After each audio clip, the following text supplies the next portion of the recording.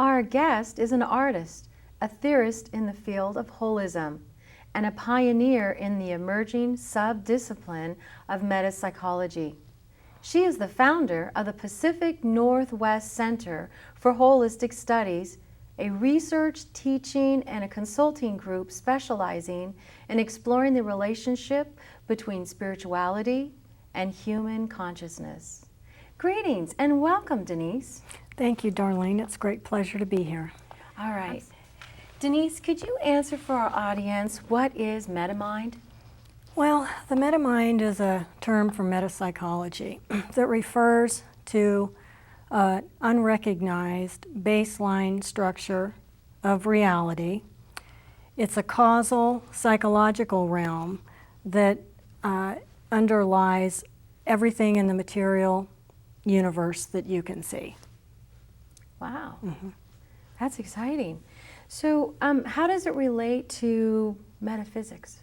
Well, that's a good question. And to understand that, let's talk a little bit about metaphysics.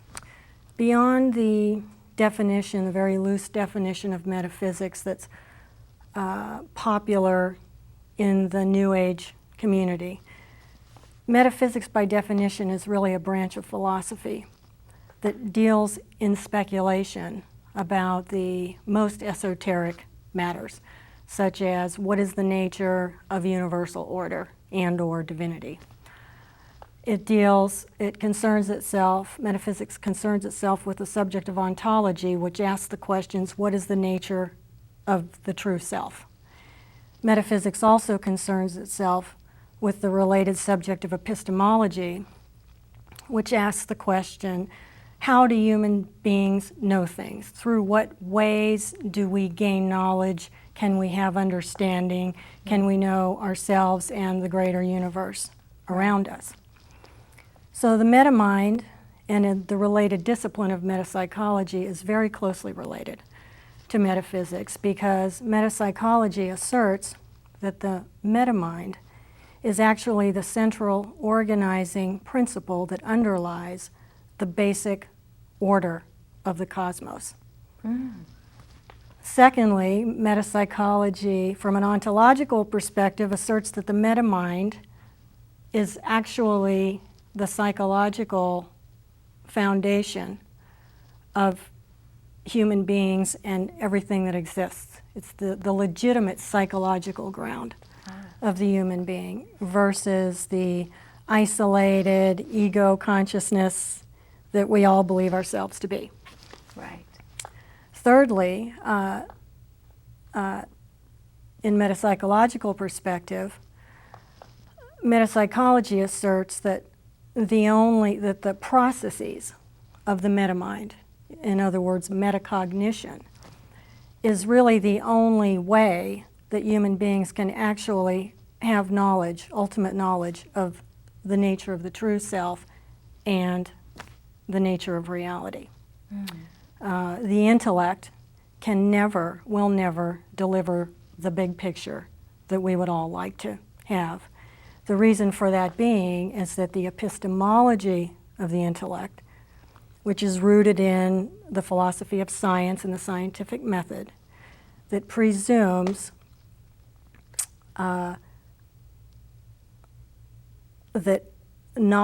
ultimate knowledge can be had through a process of observing physical phenomena that is then subject to rational interpretation. That way of processing information is extremely severely limited and delivers a very myopic, diminished view of reality. Right. Now, the metacognition, by contrast, is an epistemology or a way of knowing that involves the imagination and intuition and is able to take in all kinds of information beyond the senses and process it at a supra-rational level, meaning it has the ability to take in much more information than simply what's observable, and it has the ability to process that information trans-rationally in a much faster, more organized. It's a superordinate mode of consciousness that gives us a much bigger picture. Right. Wow. That's fascinating. Can you explain a little more in detail the difference between the intellect and then the metamind? The metamind. Well, the differences between the two are manifold. But there are two primary differences that come to mind right away. The first is that the metamind is a universal collective structure that is innate to every thing in the physical cosmos, not just human beings. The intellect, by contrast, is a socially conditioned, learned psychological mode that's very specific to human beings only. The second thing that really distinguishes metacognition or metaconsciousness from the intellect is that metacognition is very fundamentally creative. It's a little beyond the scope of this discussion, but metacognition is grounded in structures that are tied to the basic structure of reality. So the processes of metacognition actually eventuate in the transmutation of energy into matter and organic form. So metacognitive thought processes literally cause energy to slow down and manifest into form. And that's, a very familiar idea in the New Age community, that thought creates reality. To a lot of people, that's not a new idea. The intellect, by contrast, is not grounded at all in the structure, in the physical structure of reality, or in metacognitive structures. It's a very isolated psychological phenomenon. Thus, it has no power to create reality on any level. When you're in the intellect, you can think in a certain way, and you can have certain types of thoughts, but they don't have any power to actually generate anything in terms of reality. And so that's one of the reasons, and it's one of the confusions, I think, that's very common in the New Age thought, is that we know that thought creates reality, and yet we all have the experience of thinking or wanting something and thinking about it until hell freezes over and it doesn't happen. Right. Yeah.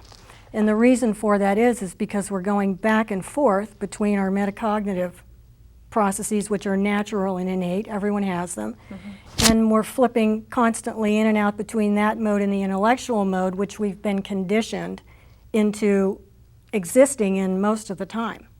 Oh, I see. And it's very difficult to tell the difference between the two because thought processes are very subtle, and if you're not trained to observe and your thought processes, and if you're not very conscious of that, you're not going to know the difference, be able to tell the difference between the two.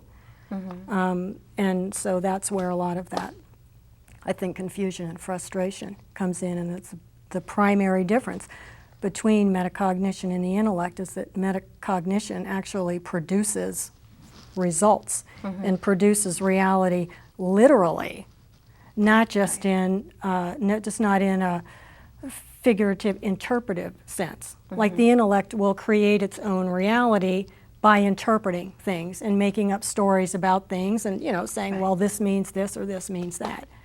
But it's, that's a different, that's creating reality by interpretation is very different from the actual generating of reality via a creative process that impresses energy into form.